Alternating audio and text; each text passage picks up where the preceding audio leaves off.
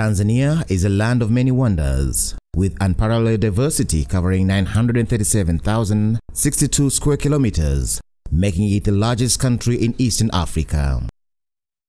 It conquers the imagination of the wildlife enthusiasts with over 95,000 square miles of game reserves.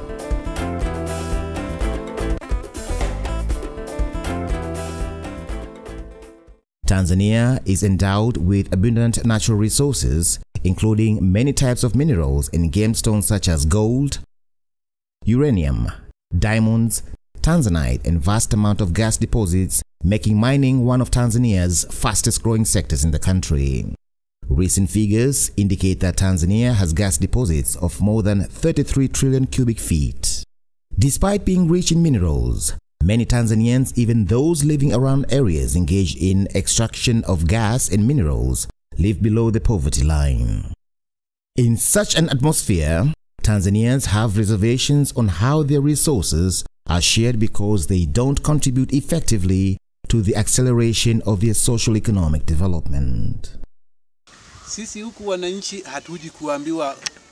A lot of people do not know how mining development agreements look like. The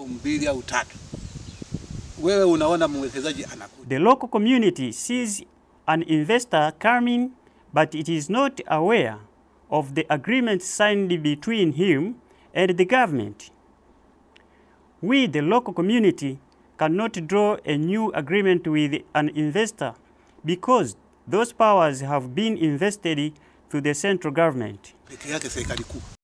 Minerals and gas deposits having failed to give the public a fair share of the benefits, Tanzanians started demanding an effective institutional framework to define the roles to be played by the government, the extractive companies, and the local communities in running the mineral sector. To address the public dissatisfaction on extractive sector revenue flows, the President of the United Republic of Tanzania committed Tanzania to join the Extractive Industries Transparency Initiative (EITI) on February 2009. The President of the United Republic of Tanzania, Dr. Jakaya Mrisho Kikwete, believes that transparency is a fundamental cornerstone of a good sector management and good governance. Speaking about TEITI, he said, Tanzania is proud to be part of EITI global family and to be among the countries implementing the EITI principles and values.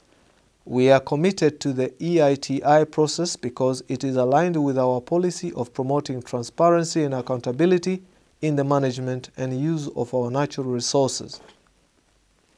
It is critical for promoting sustainable development and poverty eradication in the country.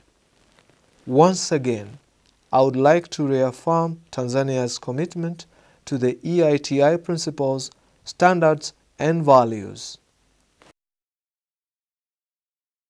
To effectively implement the Extractive Industries Transparency Initiative program, Tanzania formed a 16-member stakeholders group drawn from civil society organizations, extractive companies, the government, and elected its chairman.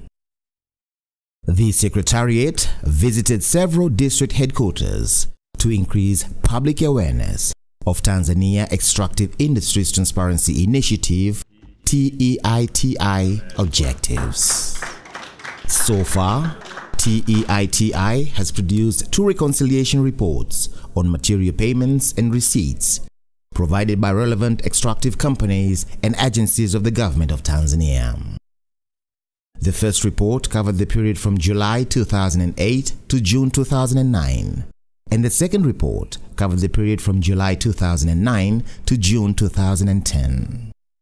The number of companies selected for the second report increased to 23 companies from 11 covered under the first report.